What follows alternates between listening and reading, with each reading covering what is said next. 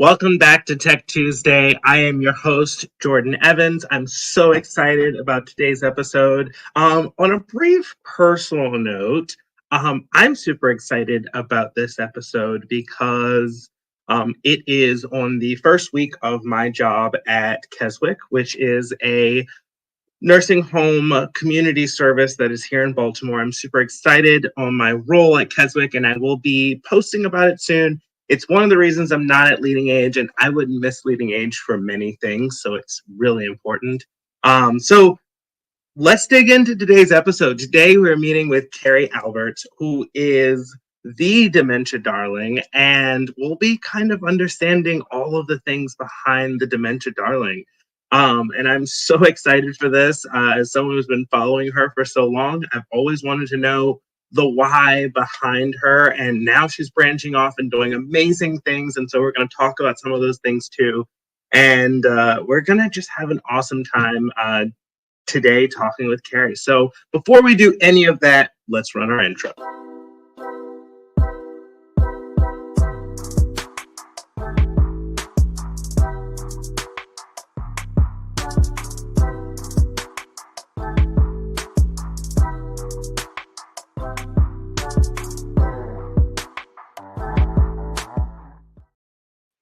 Welcome to Tech Tuesday, where we talk about tech.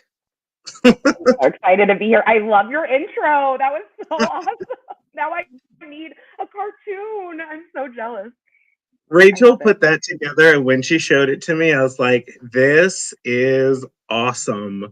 And this actually, I'm glad you brought that up because it brings me in directly to where I want to begin, which is you have a digital media like empire. You've got you've got your Instagram, you've got LinkedIn, you're doing things on other platforms.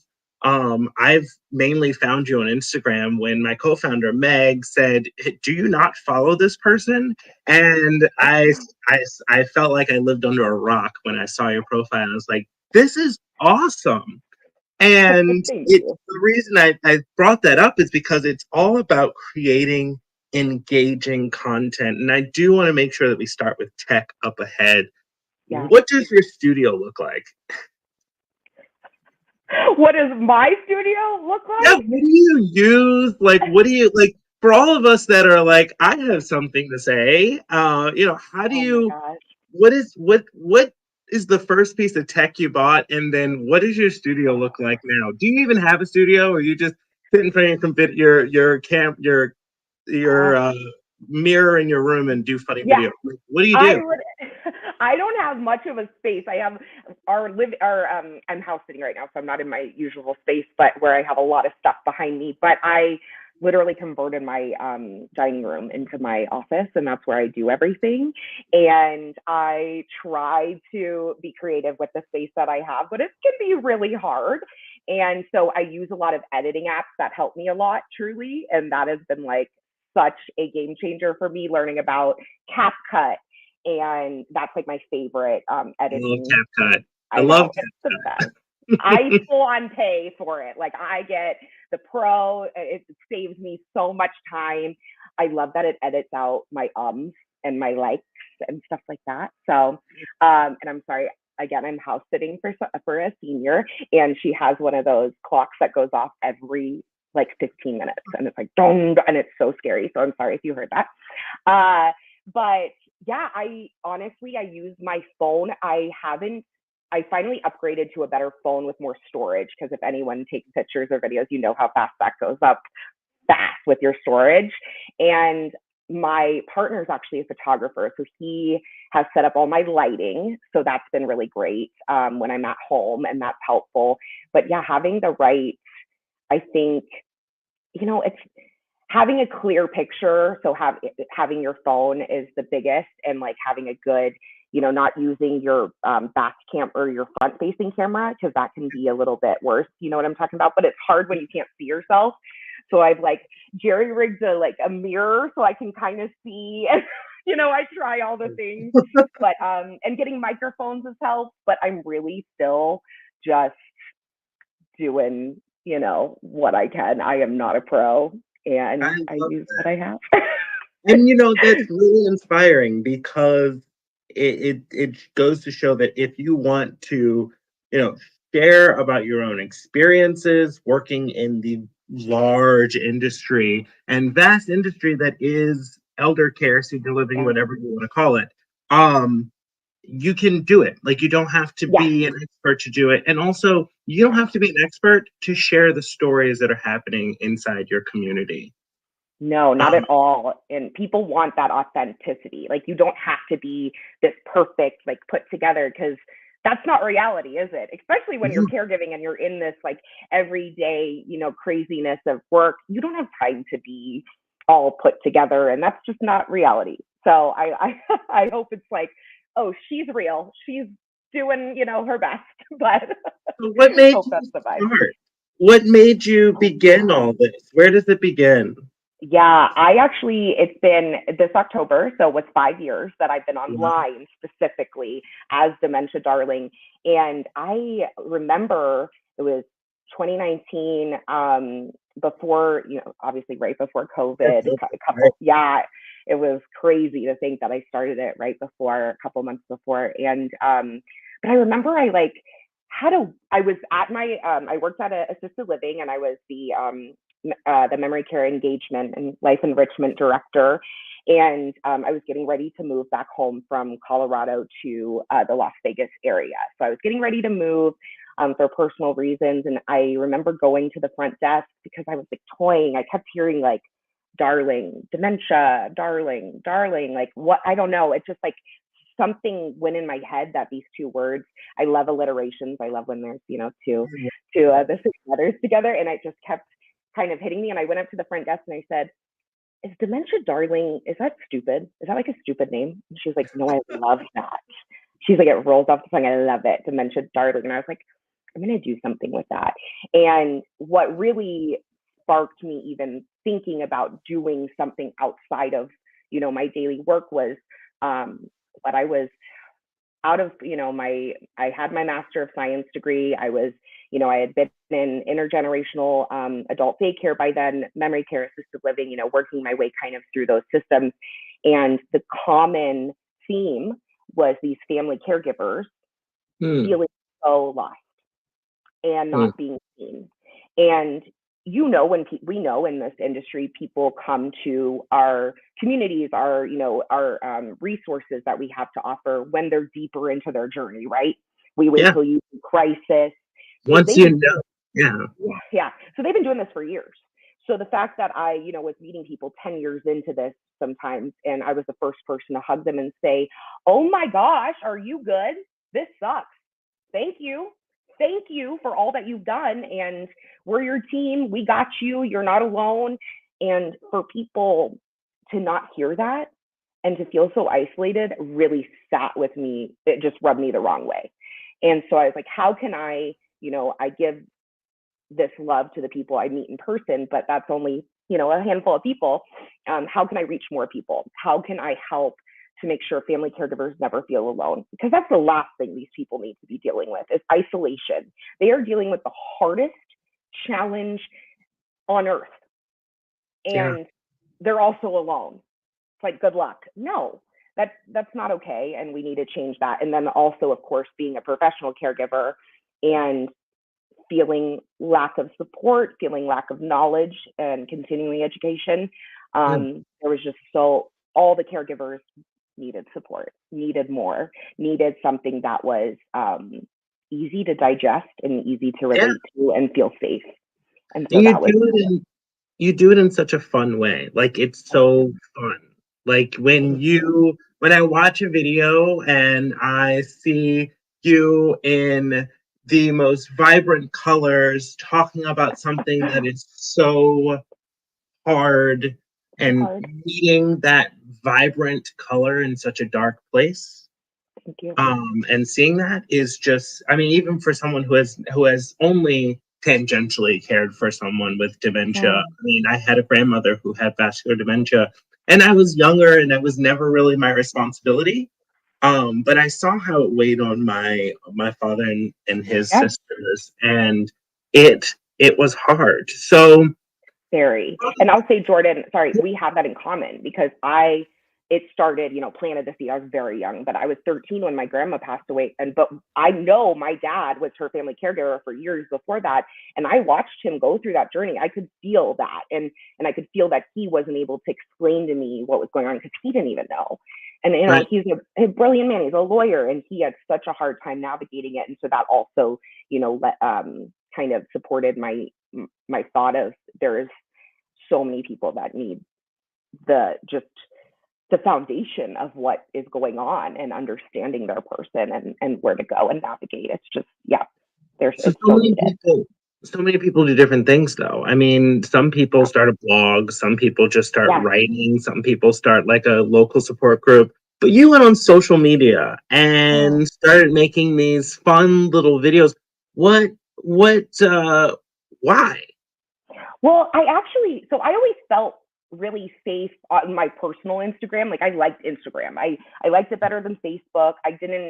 TikTok, I don't think wasn't even on my radar yet. That kind of came into my life during COVID when it boomed. But I've never been on Twitter. I never really felt super comfortable until I was like, oh, Instagram I feel like it's a safe place for me. And then I started looking just to see if there were any dementia sites. And yes, I found a couple dementia Instagram caregivers and who I still follow to this day and are just such beautiful people. A lot of caregivers sharing their stories. But I only found one other at the time, Dementia Care Blazers, Dr. Natalie Edmonds, who I'm obsessed with. And she was the only other one sharing at the time. And I was like, okay, there needs to be more representation here. I mean, we know millions of people are living like this and there's, we're all on social media and that's a way to reach people and also, I don't know, make it less intense. Like I don't like when, someone's handed like all these papers and all these things to dive into because that's too much. That is scary. We don't need to know everything all at once when our person gets diagnosed. We need to take it in chunks. We need to, understand the whole journey, and we can't do that all at once. So I wanted to make it really easy to digest and also just a place where they can feel seen. And I felt like, okay, social media, I can reach people. It can be really simple and easy and just a daily kind of, learning type thing. And it worked. I mean, people started following and were like, oh my gosh, I feel seen. And that's my biggest message that I get all 5 years now is this is the first place I felt seen. And that's the most beautiful thing I can ask for. The caregiver is often, especially after diagnosis, is alone with the person that they're caring with. Yeah. And it's just them and their care partner and for forever. Up until the end, until you start receiving, and then it's usually you don't even get into resources until it becomes to a point where you need help. And it's like burnout, crisis, emergency. When do you know when you need help? Nobody really tells you when you need help until you get to a point where the doctor says you need help. Or that there even is help. You don't know. Yes. I mean, even the word caregiver isn't very known, to be honest. Like outside of my world, like people don't even know that they're a caregiver. They're like, oh, I'm just a daughter doing what I have to do. It's like, no, you have a role that you're doing and you deserve support and resources. And there are some out there. There's not enough, and it's not, accessible enough for everyone, but there are people out there and it is getting better. But awareness is key. So, just to run down your resume, so you were at an assisted living and then you pivoted to IN2L at this point. Almost. So I went in, I actually went into, when I moved back to the Las Vegas area, I went into Nevada Senior Services. So I was in senior services directly, helping with the outreach and the community programs that are free, like respite hours that are free, things like that. I was sharing. And so that was really eye-opening, especially because that turned into during COVID, not even spreading resources, but getting people food, getting people money to pay their bills. Like it really changed when people needed those necessities that we weren't necessarily focused on earlier. I still have toilet paper rolls in my back seat in my trunk from that time because I always had it because when I would drop things off, people always needed toilet paper during that time. And then I got promoted to the director of their nonprofit adult day center out here. And that was just amazing. Learned a lot, got super burnt out, and thought, where can I go where my heart won't be broken every day? Because we know in senior living, you fall in love with people and you see a lot of heartbreak, right? And my heart just couldn't really handle it anymore, but I still wanted that contact and that, engagement that I love so much in communities. And I remember using the IN2L in Colorado, and it was my lifesaver, like truly saved me when I was the only activity person on the floor and had to do everything. It was the best. Susie Q, I still hear her in my brain all the time, singing with Susie Q on there. Yeah. And, I remember. Yeah, she's the best. And then I went on LinkedIn, I remember, and saw that they were hiring. And I couldn't believe it. And so I was like, I'm just going to try. And my first interview, my computer didn't work. And I'm like, this is a tech company. They're going to think I'm an idiot. And I remember it was Laura Mock, Angel. And she was like, oh, you're fine. It happens. She was great. And I was so grateful I got the job. And it really did change my life. Stepping into the engagement technology scene that we have, and through my experience at IN2L and learning about all these possibilities, I moved to Ugeria and was sharing even more innovations. And so it's so cool to see this booming area of our field that is getting so exciting, and the tech is actually made for our people. So I learned like a whole new side of passion for my career going into that tech side with IN2L. It was so cool seeing you at Ugeria and seeing you utilize the things that you're like going to trade shows and talking about Ugeria, and then off to the side, like going on to Dementia Darling and talking to caregivers and saying, hey, this is this cool thing. Here's how you can use it. Talking to you in your home, like while you're scrolling on the toilet, like this is meeting you where you're at.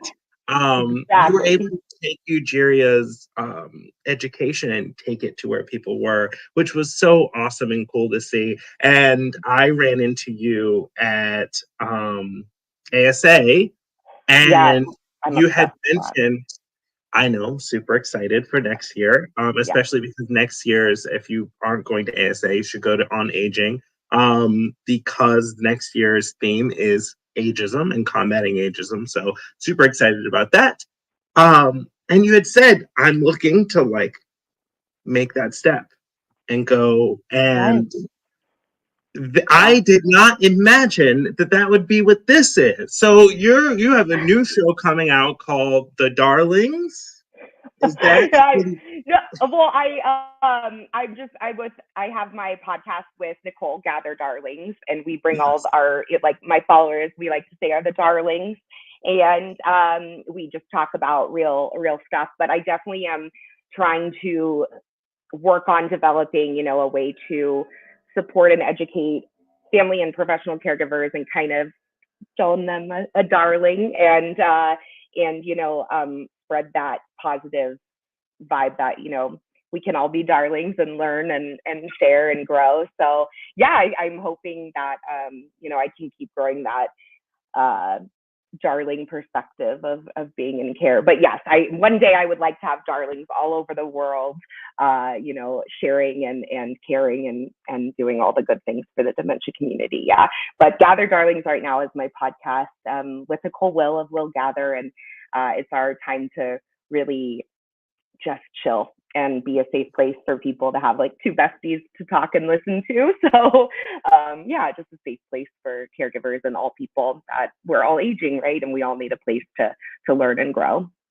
I love how you now are looking into, and you haven't even said you're doing this, but I see it, like you are now looking at leadership and leadership development and changing the way that we care Thank and you. that we talk about, that we care, Yeah, that we interact with people with dementia as well as neurocognitive differences in yeah. general. Like, and that is really cool to see you just Thank you. grow and all the cool things that you're doing. I mean, I often gosh on this show because we have some awesome guests, and so it's just great whenever I'm like, I got to see this person, and like here they are, and so Thank you. um, my follow up is what's next? Well, first off, I'd like to say too that I am not like I'm still learning and we're all still learning. And I just like to make sure people know, like, when I do go and speak and things, that I'm not going in as like this all-time expert, because I wasn't perfect when I was on this. When I was doing that work, I'm still learning and looking back and saying, why did you do that? And so I want people to know that, we're all learning here, and it is really difficult work, and not every day, not every second is going to be perfect. And so I can push out all this information, but please don't think, you know we have to be perfect, or I'm perfect, or that's not it. And that's not what I ever want to come across, because dementia care is so intricate and so unique to everyone. And it's specifically when you're in senior living and you're working with so many different people and personalities and behaviors and challenges and unmet needs. We have to give ourselves grace and understand that it is a continuing journey. So I really want to be a voice of realness, and just like, this is hard. So how are we going to work towards making it better for everyone? And our people living with dementia, past, present, and future, deserve better. Our caregivers, past, present, and future, deserve better. And I'm people that follow on LinkedIn, or any of my travel buddies, that we just went to Hogavik, the dementia village, and that social model of care is just has me on fire, because we have to change. We have to change. This is not okay. It's this the way that we view things. We have a long way to go, and it's a lot about changing our views of society, changing how we look at people living with dementia, and what is possible. And so it's a big challenge we're up against, but I hope, just going forward, I am a positive voice, a real, voice in this change and in this movement. And so for me, it's really, trying my best to be in any place I can to speak up and to advocate and to just change our mindsets. And that's what it was for me. I thought I was, I get it. I understand what, we need to do. But really, Hogavik changed my mind, changed my mindset. And so I want to have that for other people that, don't necessarily, we can't all just go to Hogavik and have this experience. So how can I share this and support people in a new way of doing things? Because I think we all know that things aren't the way it should be right now, and we have a long way to go. And we're not ready for, this dementia wave.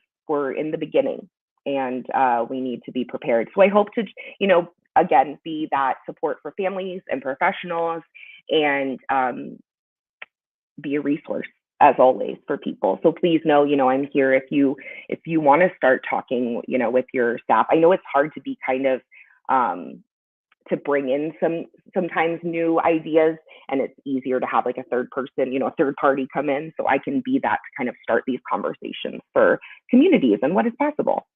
So I'm hearing you're going to be doing some keynote speaking, some consulting gigs, getting back into the community and consulting and coaching leadership on ways Yeah. to change your culture and taking all of the awesome things that are Carrie and just bringing them into communities and helping.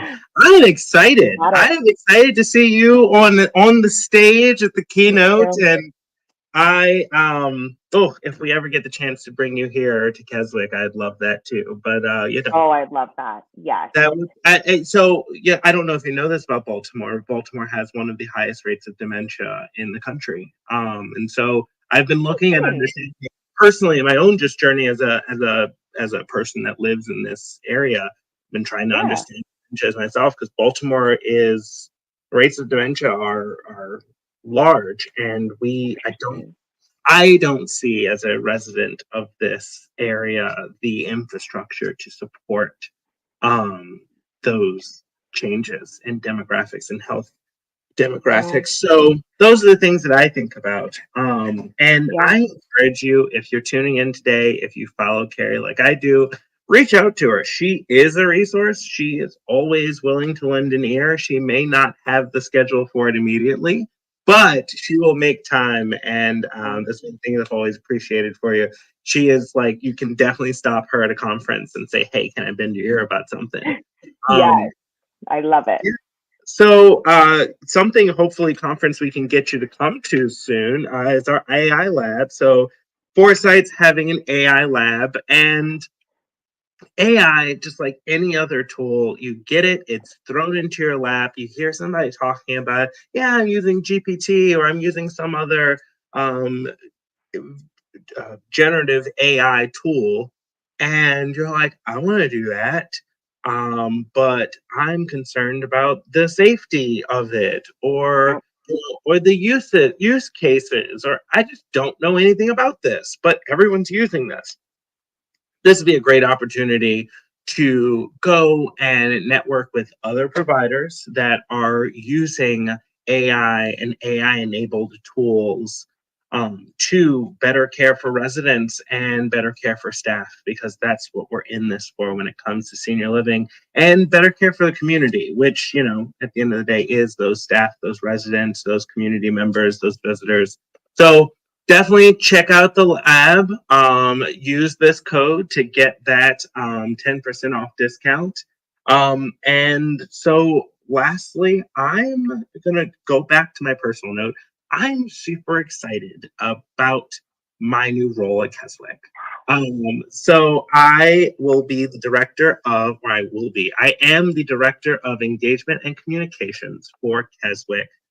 The awesome thing about Keswick is we have not just a skilled nursing community, we have a skilled nursing community. We are building assisted living. We do all these things within the community of Baltimore, but we also have a Wise and Well Center where we provide for members that are interested in using our programming.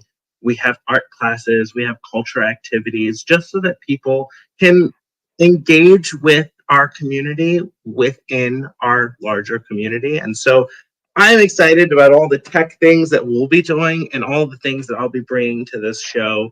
And so that's one of the things I'm excited for, Carrie, as it's November, or it's Oh, coming up in November. I It's like, can't. what are you excited for next year? Oh my gosh, all the things. Well, first of all, I'm so excited for you, and that sounds very much social model-esque with the community involved. I love what you're doing. Can't wait to hear more about your new position, and they're very lucky to have you. And also to the AI point, I wish I had AI when I was an activity director. That would have been a game changer. I would have saved so much time. So please check that out, everyone.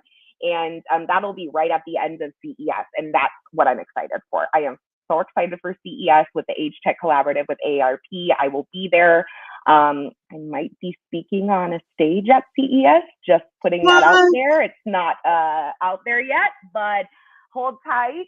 Really big deal for me, and lots to come. I already have quite a few things scheduled for next year, and I'll see you at ASA. So I am really excited for what's to come next year. We have it'll be my first full year as my own boss and figuring out life as Dementia Darling full time. So just really excited for what's to come. Yeah, it's going to be And awesome. then Monday of next week, we have a caregiver breathwork session. Yes, yes. Yes, I connected with a breathwork practitioner who works with people living with dementia and their care partners, and we're going to do an hour of self-care breathwork for caregivers to start off November, which is Family Caregivers Month. Family Caregivers Month, November. If you should go to CES, and then right after CES, in the same city that CES is in, you can go to our AI lab and you can learn more about AI. Terry, thanks so much for coming onto the show. This has been some fun. I have not smiled so hard that my cheeks hurt on this show in so long. So I'm so glad. Thank you so much for coming on. Next week, we have a friend of Carrie's who does also amazing things, Adria, with Be Light Care. Adria Thompson with Be Light Care does some awesome videos as well using social media and digital media to bring tips and tricks and other resources to caregivers, paid and unpaid. So Yes. tune in next week. We'll have an awesome conversation just like this one. And we're here every Tuesday at 1:30 Eastern. If I'm not here, someone is with me. It's going to be awesome. So see you next week. Take care. Thanks.